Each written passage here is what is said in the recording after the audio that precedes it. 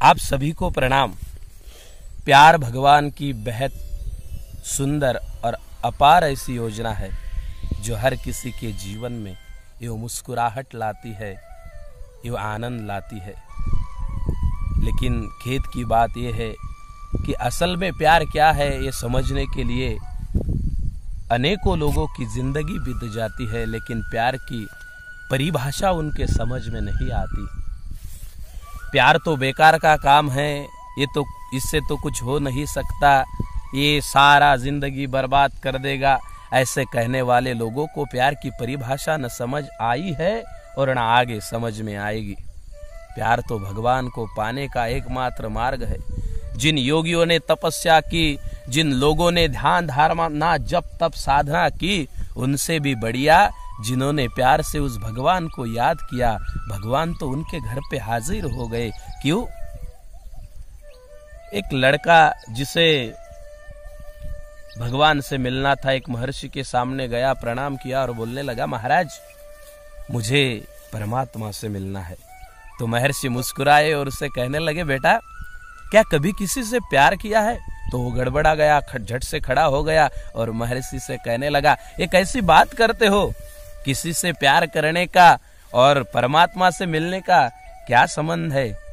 तो महर्षि मुस्कुराए और उसके आंखों में आंखें डालकर महर्षि कहने लगे, बेटा अरे आत्मा होकर आत्मा से नहीं मिल सकते, परमात्मा से क्या खाक मिलोगे? आत्मा से आत्मा का, आत्मा से परमात्मा का मिलने का सच्चा सही एकमात्र ऐसा अच्छा रास्ता है, उसका नाम है प्यार। आत्मा से जुड़ाव हो जाए, लगाव हो जाए, तो उसके बाद अपने भीतर की सारी स्वार्थों की बातों को खाली कर देना चाहिए। तो जब भीतर की सारी बातें खाली कर दी जाती है तभी तो प्यार भरा जा सकता है। कान्हा के हाथों में जो बंसुरी थी, जो बंसुरी बजने के बाद सारी गोपी का उसके साथी दौड़ दौड़ के आते थे और कहने लगते थे, हमें तो अपना काम ख्याल में ही नहीं, बस आपकी बंसुरी सुनी और हम चले आए।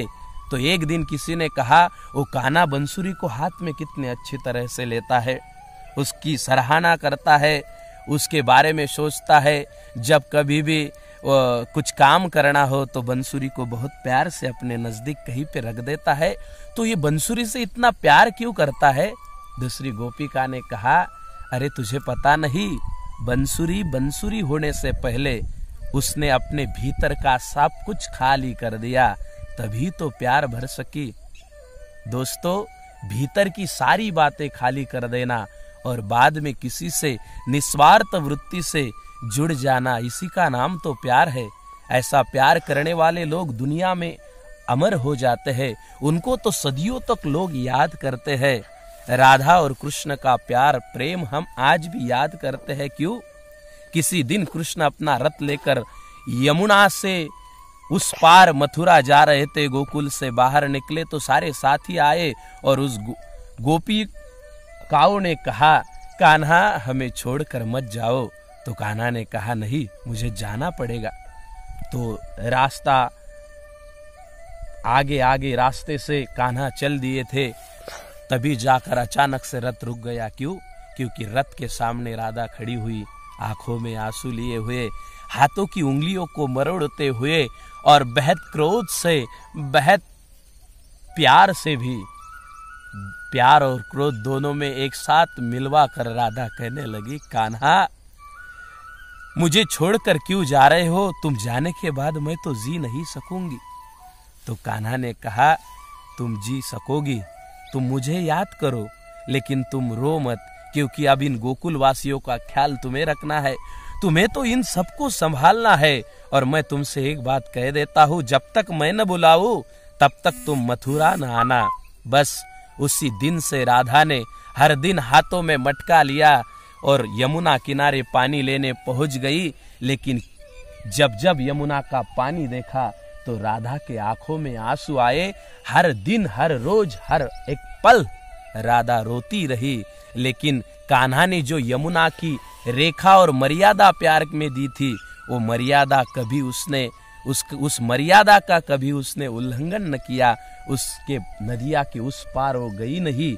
अपने जीवन में हर एक क्षण कान्हा को याद करते हुए, कान्हा के सोच में अपने जीवन की हर एक क्षण को, हर एक पल को नौछावर कर दिया।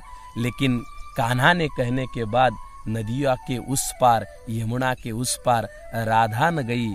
इसलिए आज भी कृष्ण का नाम लेने से पहले राधा का नाम लिया जाता है।